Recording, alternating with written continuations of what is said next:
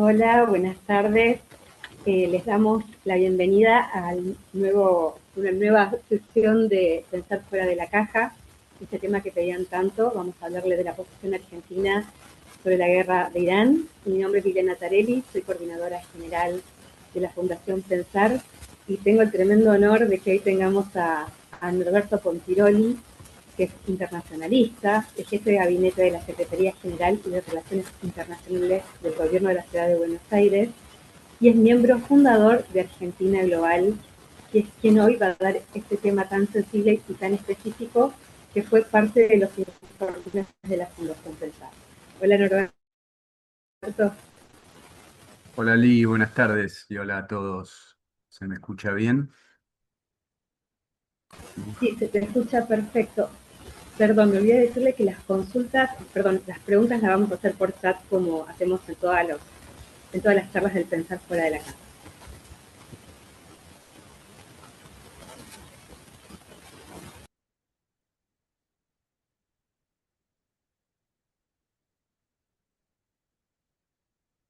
Bueno, muy bien. Cuando tú me digas, Lee, comenzamos.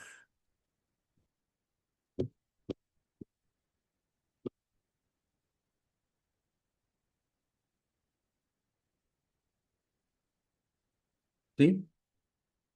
¿Estamos listos? Bueno, excelente. Hola a todos. Muy, muy buenas tardes. Un placer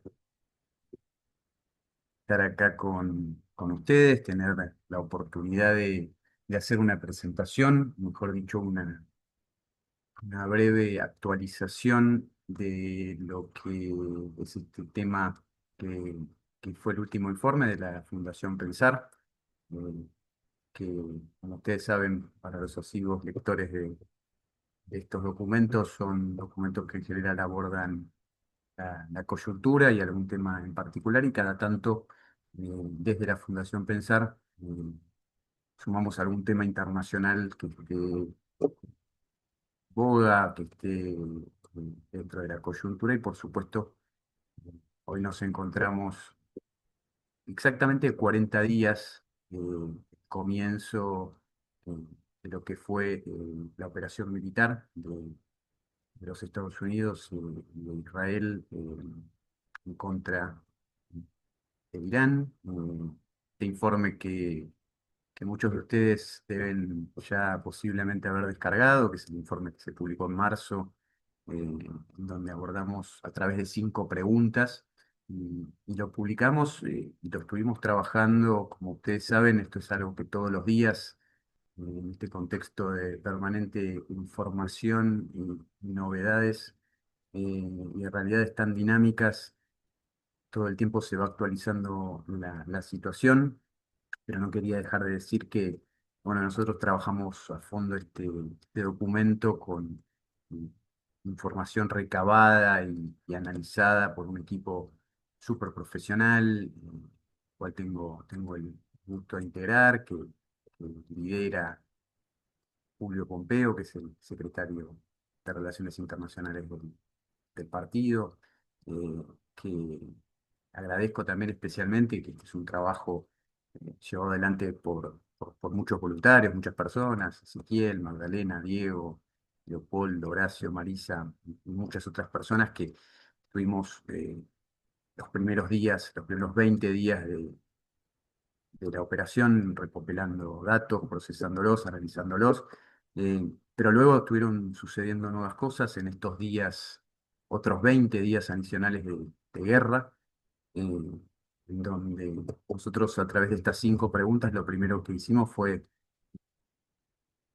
tratar de entender en perspectiva y ponerlo en términos de una perspectiva histórica, lo que esto estaba sucediendo, es algo que como bien indica el nombre de la fundación que hoy nos convoca, es pensar, es importante pensar que muchas veces en el pasado y en muchas de las coyunturas históricas explican muchas veces las trayectorias y los acontecimientos del presente, y es en ese sentido que, por supuesto, que uno puede incluso remontarse muchísimo hacia atrás cuando uno aborda estos temas tan sensibles, como decía Lee, como es el tema de la guerra, donde hay tanto análisis, por un lado uno puede desde la perspectiva de las relaciones internacionales analizarlo desde los estados, desde el rol de las Fuerzas Armadas, desde las cancillerías, los ministerios de defensa, los jefes de Estado,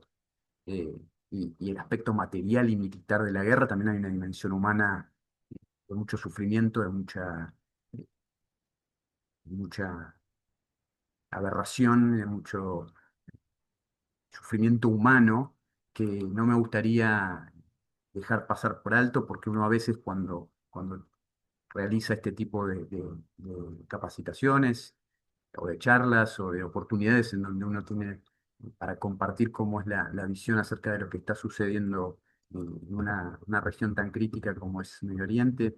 eh, es importante también ponerlo en esa perspectiva, eh, teniendo en cuenta que, que uno puede incluso remontarse hasta 2500 años hacia atrás, hacia el pasado, en búsqueda de ejemplos, como es el caso de lo que relata el primer historiador de la historia, que deja de percibir, digamos, a la historia como algo mítico, en donde de alguna manera se vinculaba con con la poesía, con la imaginación, y no había un abordaje histórico exhaustivo. Eh, Uno de los primeros puntos a tener en cuenta es que hace más de 2500 años esa es una región en donde eh, las civilizaciones, los imperios, eh, las grandes unidades políticas que, que regularon los principales puntos de conexión euroasiáticos, en lo que se conoció como Oriente Próximo. eh, hay miles de años de imperios, y es en ese contexto en donde también uno tiene que acotarlo y presentarlo de alguna manera sucinta también. Y eso es lo que hicimos en la primera parte, la primera de las preguntas, que es lo que nos estábamos preguntando, qué es lo que estaba sucediendo, qué- cómo es la foto del conflicto, con sus antecedentes históricos y sus principales frentes actuales. Eh, pero en estos últimos 20 días, en estos escenarios que nosotros hemos trazado, eh, buena parte de ellos siguen sirviendo para entender dónde estamos parados hoy y hacia dónde podría ir el escenario de la guerra de Hormuz o del conflicto y la escalada de los últimos días. Pero que acá hay una importante primer novedad, eh, con relación a lo que abordamos en el informe, que tiene que ver con que hoy estamos hablando de una pausa. Hoy estamos hablando de un posible cese al fuego. No estamos hablando de una paz, no estamos hablando de ninguna manera de que acá hay alguien que haya ganado y alguien que haya perdido con absoluta claridad, sino que todavía estamos viendo que esta pausa, estos 15 días en donde los Estados Unidos, después de apenas a una hora de vencerse uno de los ultimátum más extremos que había anunciado el presidente de los Estados Unidos en redes sociales, se anunció que finalmente se pone una pausa, se está llevando a cabo en estas horas de cara a lo que va a ser el día sábado en la capital pakistaní, un proceso de mediación o de negociación que de ninguna manera significa que haya un compromiso y que ya haya firmado un acuerdo de parte de las partes de los alcances de ese cese al fuego, pero sí, sin lugar a dudas, es un dato novedoso de las últimas 24 horas. Eh, y nosotros sabíamos, cuando trabajamos la segunda pregunta acerca de hacia dónde podía escalar el escenario. Este es el segundo, el segundo slide de la presentación, acerca de las distintas opciones, una guerra contenida, una guerra que se regionaliza, una guerra con intervención indirecta y los distintos tipos, nosotros habíamos identificado 4 escenarios. eh, y uno de ellos particularmente, que es el primero que habíamos identificado, que lo habíamos denominado la interdependencia como arma, es uno de los escenarios que se está dando en las últimas horas.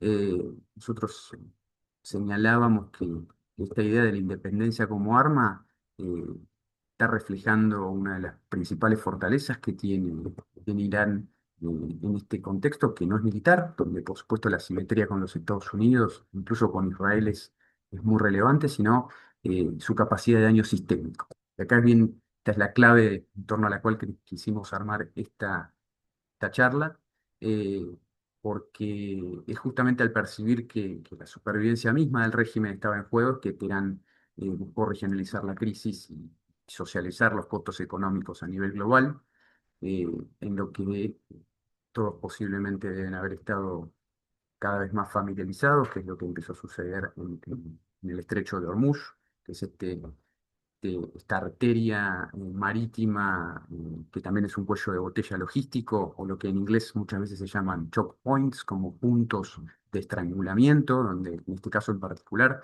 hasta días antes del inicio de las operaciones, transitaba el 30% del crudo, del petróleo crudo mundial, 20% del LNG, del gas licuado, una gran parte de los fertilizantes, de los petroquímicos, y en ese sentido las vulnerabilidades particularmente de los Estados Unidos en el sentido de la ansiedad económica y electoral. Y en ese escenario nosotros identificábamos que el shock en los mercados, el bloqueo sostenido en el estrecho de Hormuz y el aumento de los precios de los combustibles podían obligar a declarar una especie de victoria prematura, lo llamábamos nosotros en ese momento, interrumpiendo la campaña militar antes de lograr esa degradación total de las fuerzas iraníes, ¿no? Y una parte de este escenario nosotros lo estamos viendo desenlazarse y desenvolverse durante las últimas horas.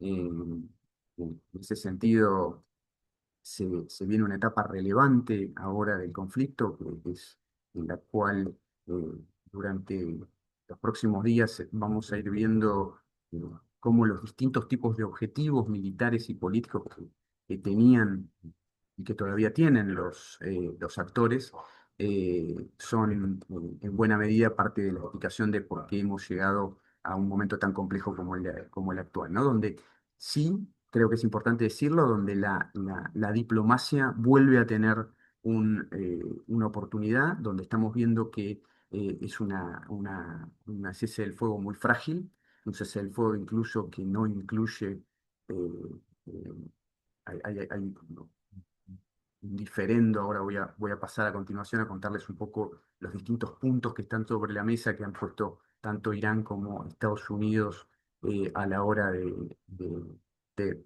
exigir una serie de puntos en la mesa de negociación. Pero sin lugar a dudas vamos a tener por delante una etapa en donde los éxitos tácticos o los distintos objetivos tácticos eh, se han ido o no materializando en distintos logros estratégicos, ¿no? Es decir, uno podría llegar a la conclusión de que Israel buscaba una guerra rápida, de que Estados Unidos buscaba una guerra limitada, y que Irán, en este contexto del escenario uno que no marcábamos, una guerra larga. La guerra rápida no ocurrió, el régimen no colapsó, y eso cambió la dinámica, una conexión en lo militar, pero no en lo político.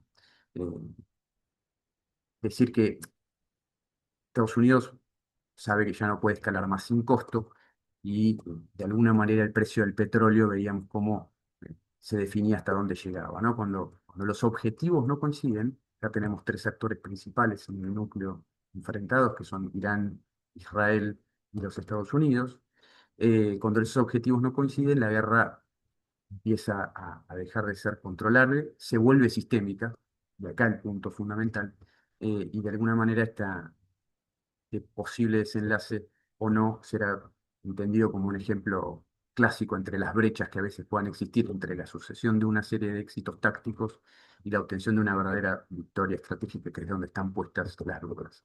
Eh, Para Estados Unidos, según los distintos especialistas, la guerra, eh, en términos de sus objetivos militares, ha sido capaz de golpear las capacidades iraníes.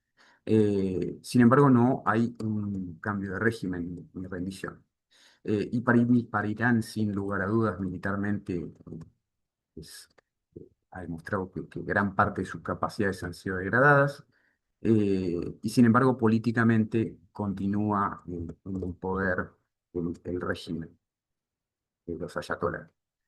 Entonces, el escenario nuevo, digamos, frente a esta foto, tenemos una pausa en los ataques, tenemos un cese del fuego que, como demuestra la historia, siempre es frágil, que siempre necesita de los esfuerzos diplomáticos y políticos para poder funcionar, eh, que hace 20 días posiblemente estaban todas las coberturas internacionales viendo cómo los protagonistas eran las Fuerzas Armadas y se hablaba de capacidades balísticas, drones y, y toda una serie de cuestiones convencionales relativas a la guerra. Y hoy, en las últimas 24 horas, si bien con enorme incertidumbre, eh, se vuelve a encontrar un lugar o un papel para las cancillerías, para las diplomacias, incluso para el rol de las autoridades militares que se están posicionando como broker de buena fe y que de alguna manera la cumbre en Islamabad y el rol importante que ha tenido Pakistán al ser el broker, al ser el facilitador de estas conversaciones que se van a estar llevando a cabo, eh, son también muy importantes y no estaban presentes al momento en que nosotros desarrollamos este informe y lo publicamos, ¿no?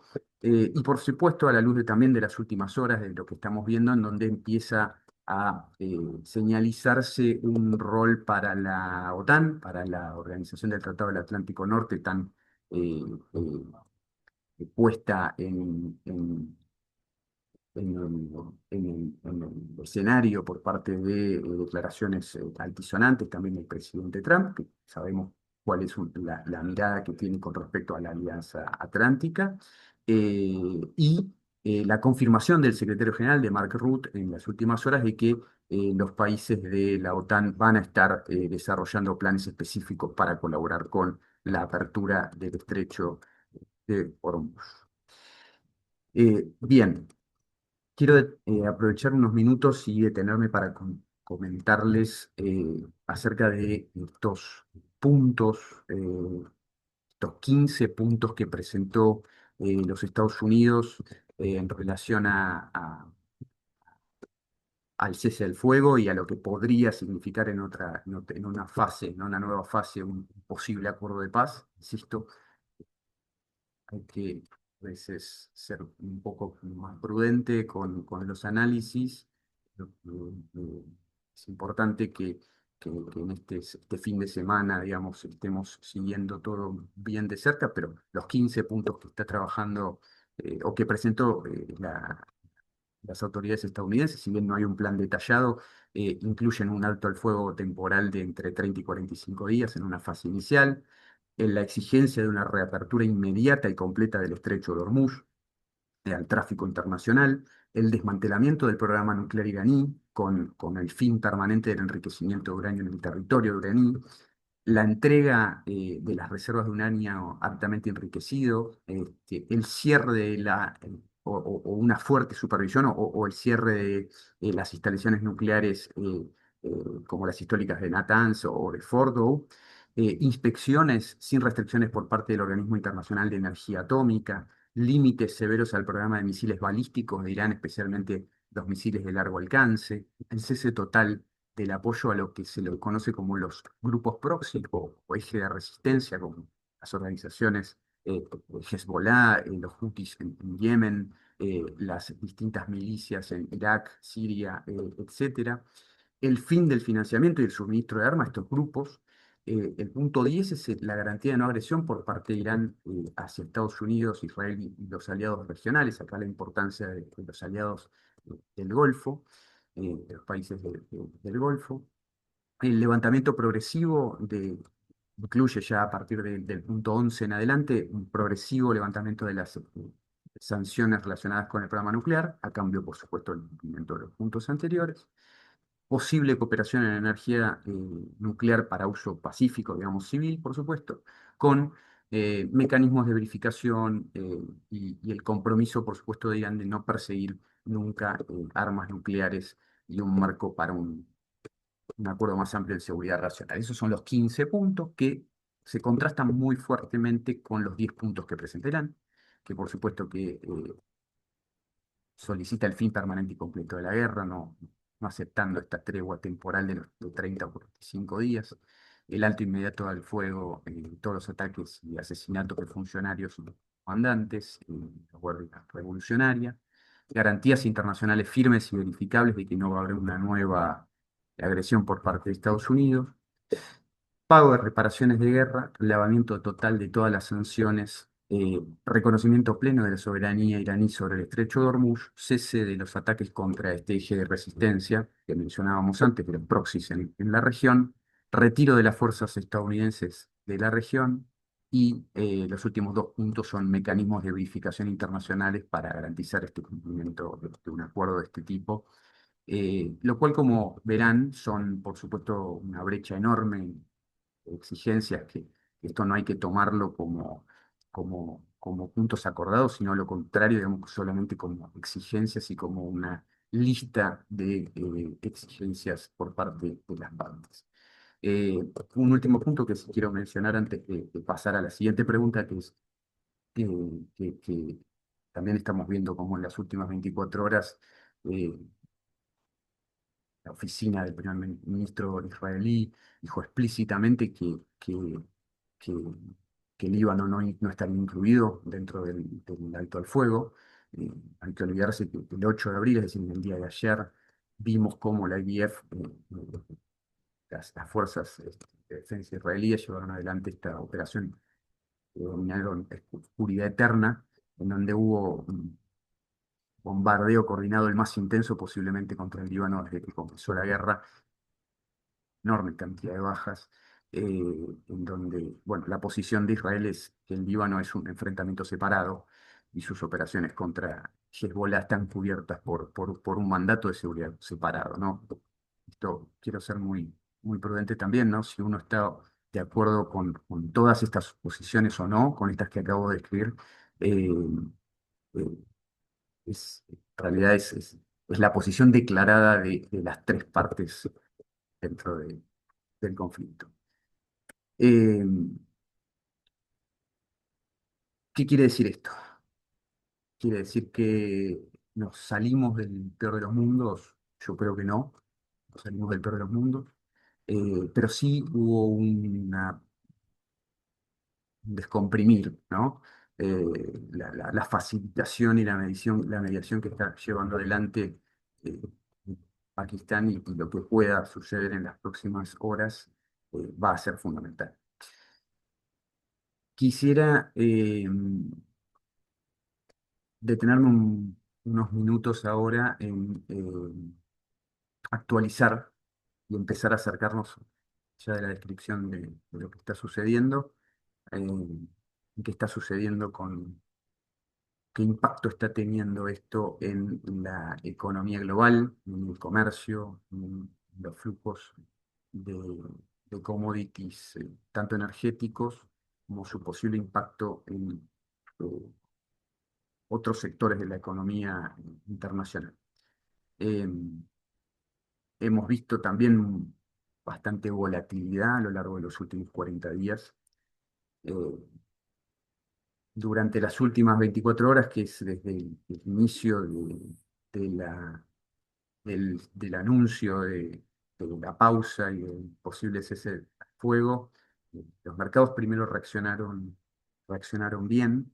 Recuerden que veníamos de un incremento progresivo y casi sostenido de la mayor parte de los commodities agrícolas, perdón, de los commodities energéticos. Habíamos visto el precio del crudo superar los 120 dólares. eh, el cálculo y las declaraciones mismas que hacían las autoridades de la Organización Internacional de Energía eran que esto representaba uno de los desafíos y las crisis potenciales energéticas más importantes desde la Segunda Guerra Mundial. Eh, y lo que vimos en estas últimas horas es que al comienzo los mercados reaccionaron relativamente de forma optimista, con bajas en la proyección de los precios de todos estos commodities energéticos.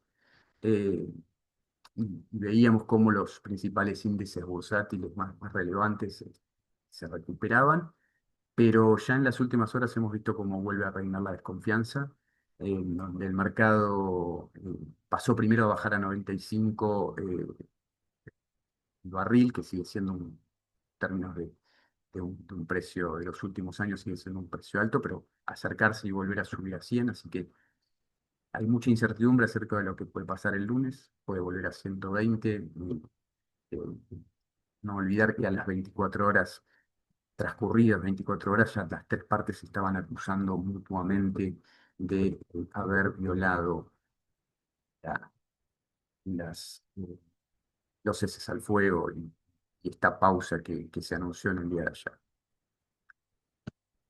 Por último, y así abrimos y dejamos un espacio para las preguntas que me encantaría poder eh, compartir con ustedes y recoger algunas del chat. Eh, este evento, en el marco de pensar fuera de la caja, lo pusimos en términos de la Argentina. Eh, lo pusimos en términos de qué posicionamiento debe asumir nuestro país. Lo primero que creo que es importante hacer como observación es que estamos a 13.000 kilómetros de la zona de conflicto. Es decir, estamos lejos. Que estemos lejos no quiere decir que miremos a otro lado. Que estemos lejos no quiere decir que esto no nos afecta.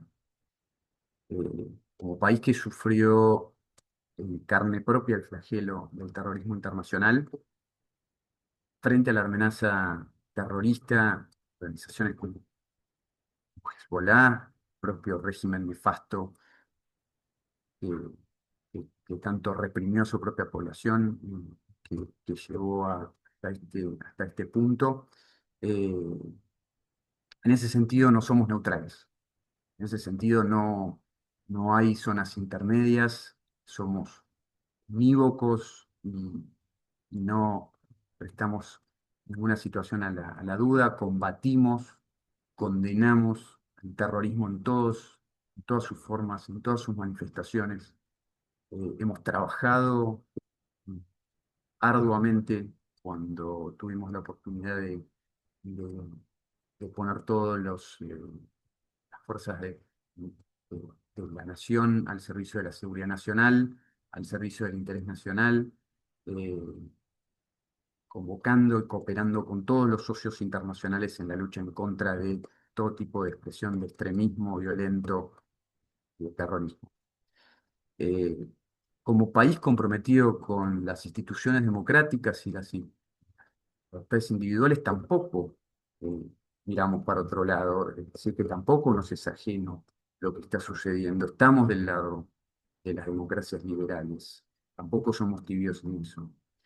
Eh, pero sí es importante destacar que, así como mencionaba, como país que ha sufrido el terrorismo nacional, y en eso no somos neutrales, como país comprometido con la democracia, también como un país que se ubica geográficamente en el cono sur del hemisferio americano, en una zona de paz, en una zona de paz que es un valor regional, que es una zona que debemos preservar y que es a la luz de conflictos sistémicos y en otras regiones que tienen impacto global, eh, se hace todavía más nítida la relevancia de generar mayor diálogo con nuestros socios regionales.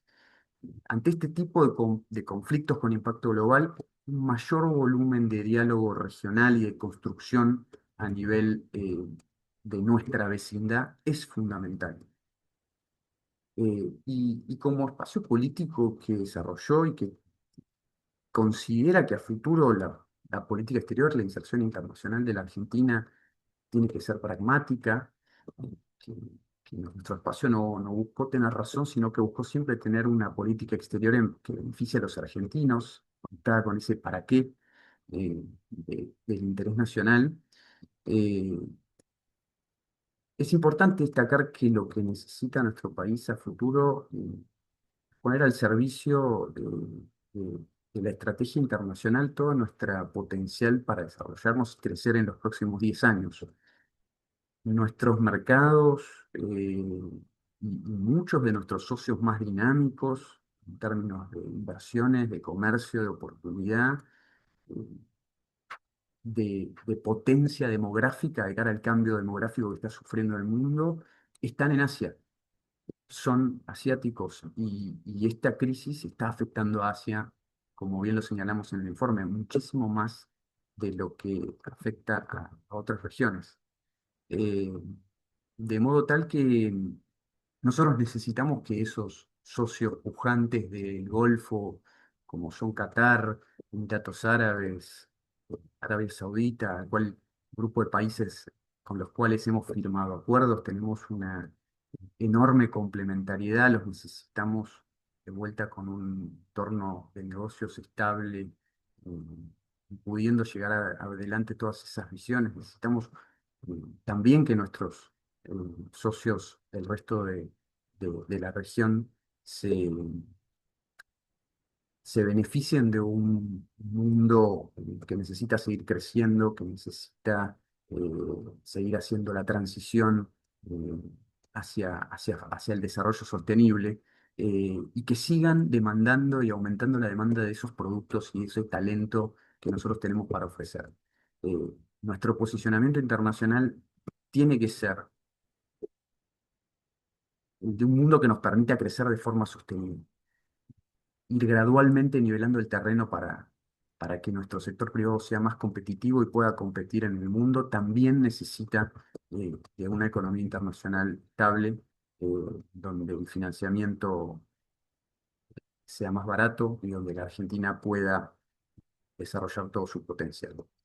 Así que la, la temática, por supuesto, que da para muchísimo análisis. A mí me gustaría abrir un poco a una serie de rondas. Veo que hay muchos comentarios. Le pediría quizás ahí a Ali, que yo mientras estuve avanzando, quizás ella ya fue levantando algunas preguntas y de esa forma podemos ir retomando la charla.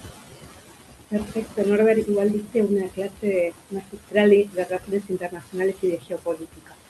Muchos se preguntan, y voy a poner en una la pregunta, es el miedo que hay al que el gobierno se haya declarado a favor, digamos, en contra de Irán, por favor, justamente por posibles represalias en el país. Eh, Recordando la AMIA, recordando la embajada de Israel. Entonces creo que están muchos de los que preguntaron con un miedo grande y latente sobre este tema.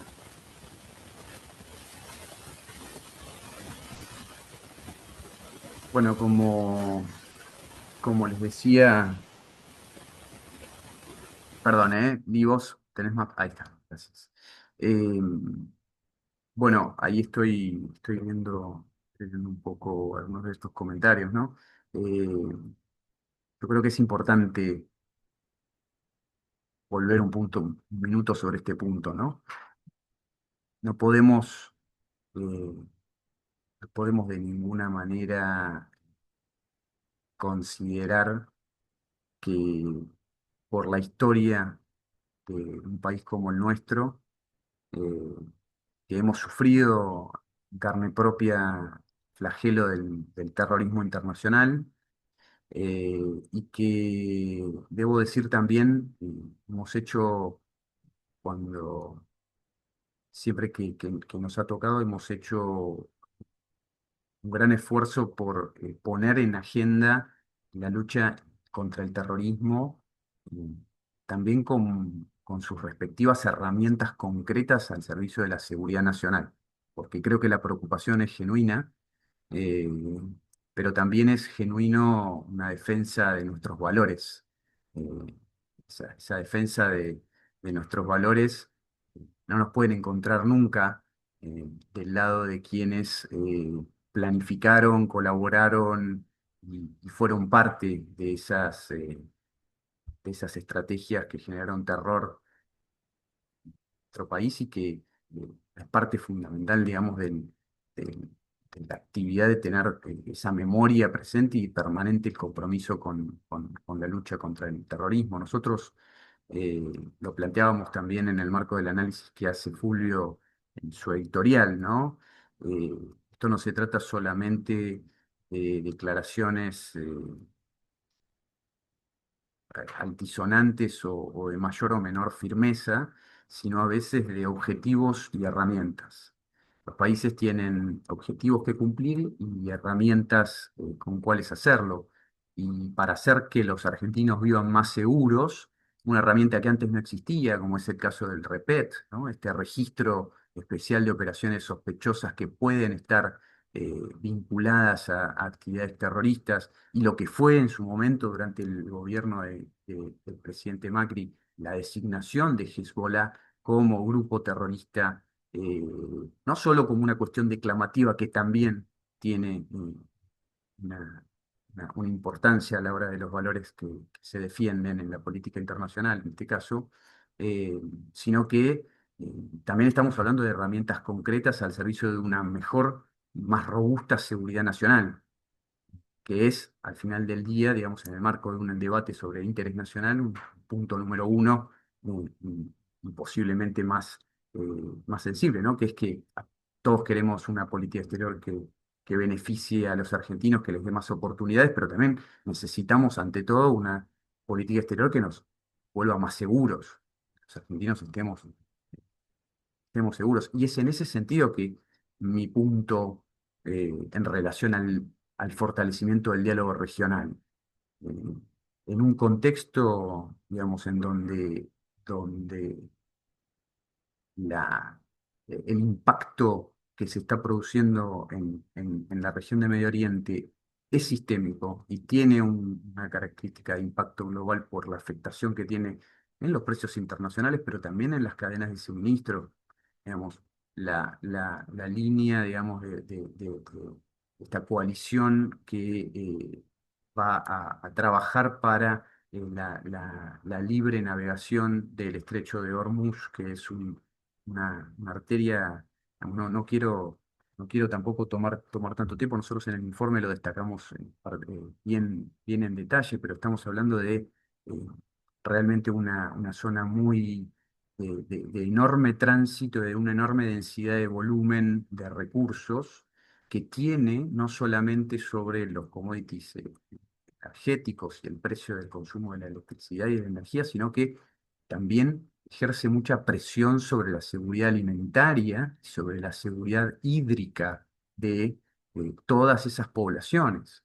Eh, no nos tenemos que olvidar nunca que las industrias, digamos, del desarrollo eh, de gas, por ejemplo, están muy vinculadas al desarrollo de la industria de los fertilizantes.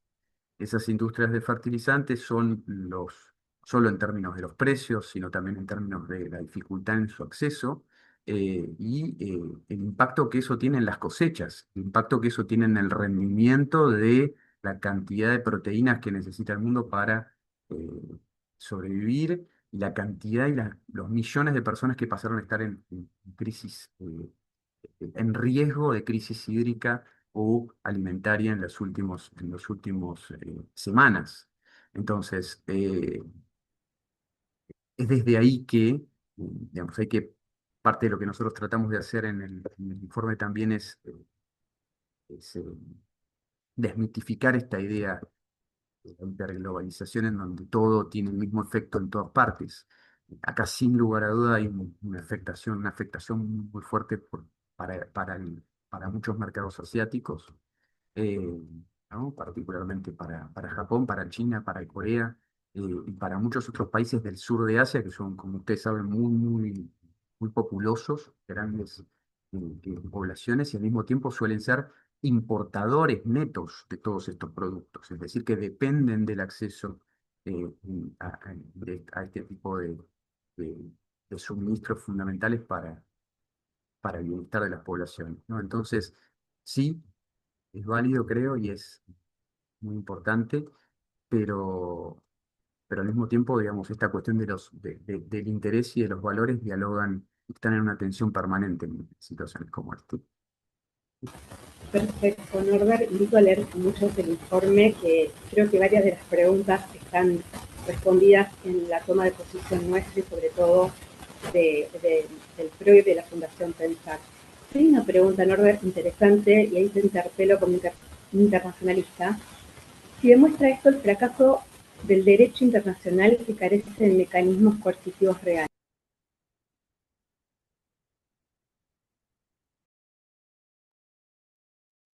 ¿Me la podés repetir, por favor?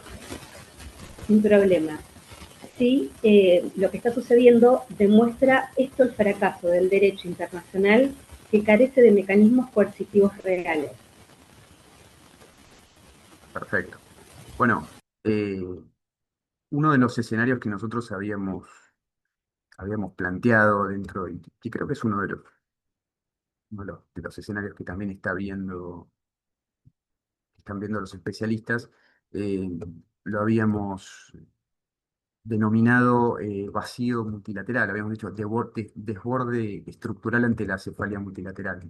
Eh, es decir, lo que hemos visto claramente en estas situaciones, como el Consejo de Seguridad, hubo un intento con una resolución presentada y auspiciada por, si no mal no recuerdo, uno de los países del Consejo del Golfo, pero que tenía el apoyo de la mayoría, de avanzar en la liberación del estrecho de Hormuz, y esto fue vetado. El Consejo de Seguridad de las Naciones Unidas contó en esa oportunidad con el veto de China y de Estados Unidos. Y nosotros básicamente planteábamos esto como uno de los escenarios más preocupantes, ¿no? El escenario eh, de la consolidación de una crisis crónica sin árbitro, ¿no? Como también lo vienen evidenciando algunos de los conflictos recientes, Ucrania, eh, las guerras modernas inician con la promesa de ser breves y después mutan generalmente y se empantanan a lo largo de años. Y lo que sí efectivamente está mostrando la arquitectura esta de la gobernanza global, Naciones Unidas, su Consejo de Seguridad, eh, es la incapacidad para imponer un cese al fuego en este caso, o proporcionar algún mecanismo que genere un nuevo eh, equilibrio. En términos del derecho internacional, creo que es importante señalar que acá también hay una discusión muy fuerte que está presente y va a seguir presente, que es el Estrecho de Hormuz. Es una arteria nacional, es una arteria de carácter internacional, donde tiene que primar el libre tránsito. Digamos, no estamos hablando de un paso artificial. eh, Debe privar el derecho a la libre navegación. Entonces, Irán siempre ha tenido tradicionalmente una interpretación más imperialista de esto, ¿no? Considerándolo parte más de su soberanía marítima, un error que su vecino Omán, digamos, no comete. Eh, eh, entonces, Irán no puede, o gran parte también del debate y de las eh, situaciones más difíciles, desafiantes que se viene por delante, es eh, la exigencia del peaje a los armadores de los buques, ¿no? Si estos terminan accediendo o no en función de las urgencias eh, que puedan llegar a tener por sacar algunos de esos barcos, pero la verdad que está muy lejos digamos, uno puede decir, y hay que ser también explícito en esto, ¿está cerrado el estrecho de Hormuz hoy? Es una respuesta difícil. Me diría que sí, solo bajo el efecto del miedo, ¿no? El que tienen los tenedores de flotas a perder sus activos, en este caso por una mina o por un dron o por un misil antibuque, y todo el trasfondo que esto tiene en términos de la volatilidad en los precios de los seguros, ¿no? Eh, pero, pero bueno, esa sería mi reacción a esa pregunta. Déjame Ahora pensar, hacemos qué bueno. dos preguntas Sí, más. Puede ser. Acá justamente Alejandro Lacalle pregunta si tiene similitud la política de Milei en el conflicto con la oportunamente asumida por el gobierno de Carlos Menem, y de ser así, ¿cuál es el beneficio para el pueblo argentino? No sé si se me escuchó bien. ¿No Lo voy a se tratar de escuchó bien? encontrar. No, no te escuché, No, no, perdón, pero voy a tratar de no, no. encontrar la pregunta, a ver si... Dale. Es de Alejandro Lacalle. Dice, ¿tiene similitud la política de Milei en el conflicto con la oportunamente asumida por el gobierno de Menem? De ser así, ¿cuál es el beneficio para el pueblo argentino? Ok, interesante la pregunta. Yo creo que bueno, la historia encuentra similitudes y a veces son también bien diferentes, ¿no? Que entiendo que la pregunta apunta a la participación durante la Primera Guerra del Golfo, pues de la invasión de Saddam Hussein a- a Kuwait y eh, digamos, la coalición internacional. Yo creo que hay un contexto internacional muy diferente a ese, que era un contexto internacional de fin de Guerra Fría, de caída del muro y de una eh, racionalidad si se quiere, en el posicionamiento estratégico que la Argentina iba a tener en ese momento, el fin, digamos, de la Unión Soviética y una primera experiencia de una guerra de agresión en donde, bueno, hay una coalición internacional muy grande que toma rápidamente cartas en el asunto, ¿no?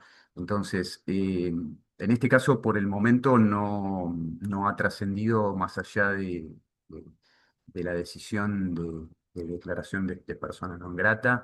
Eh, no hemos tenido, y fuera de las declaraciones, digamos, públicas, no hemos tenido otro tipo de, de confirmación, digamos, hay mucha información o especulación acerca de cuáles podrían llegar a ser los roles que tome el país o que lo haga, pero bueno, en aquel momento hubo una contribución concreta y directa de parte de la Armada y de participación, que en este contexto, digamos, en Argentina, en términos de carácter de aliada extra-OTAN, habría que evaluar y ver tipo de qué tipo de posicionamiento o de decisión y de aporte hay de la Argentina en caso de que haya una coalición internacional de características similares, ¿no?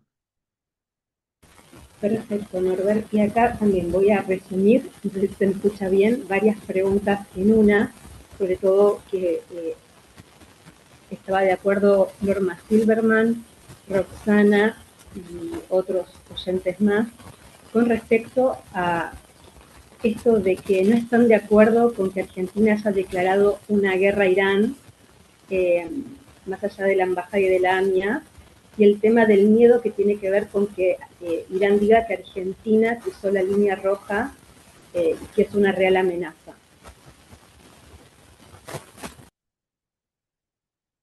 Insisto en que, insisto en que frente al terrorismo no hay neutralidad. Y, digamos, eh, es en ese sentido que